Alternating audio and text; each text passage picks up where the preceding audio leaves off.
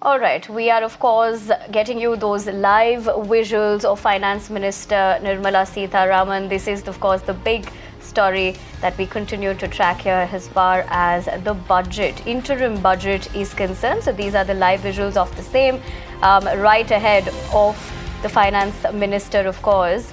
Going to present the budget at 11 a.m. this morning. So you can see these live visuals of the Finance Minister there.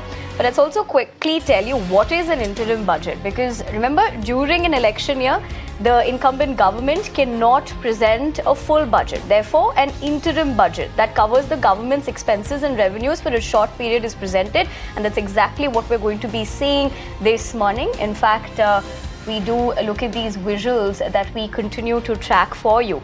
Now, the interim budget, of course, outlines expenditures and revenues until the formation of a new government. And essentially, all eyes are also in this budget because remember, this is coming right ahead of the Lok Sabha elections. And this, of course, helps the government to manage its financial obligations, and which is why it's an interim budget. And when will the full budget be released? If that's a question many of our viewers have, then that would be after the Lok Sabha elections, when the new government will present a full budget, which is why essentially this is called the interim budget.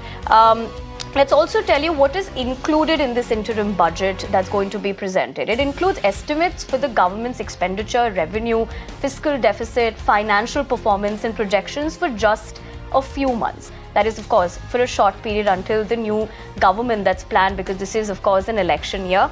As far as, reactions that did come in ahead of the interim budget is concerned, remember President Draupadi Murmu had highlighted that India has maintained its position as the fastest growing major economy. She also went on to state that the year 2023 was a historic year for India when it grew the fastest among major economies. Of course, different sectors will have certain expectations as far as the interim budget is concerned. But let's quickly, as we get you these live visuals of Finance Minister Nirmala Sitharaman is concerned, tell you about the top points of last year's budget as well. Of course, in terms of that, the proposal to increase the capital expenditure outlay by 33% to 10 lakh crore in 2023 to 24, which would be 3.3% of the GDP. Okay.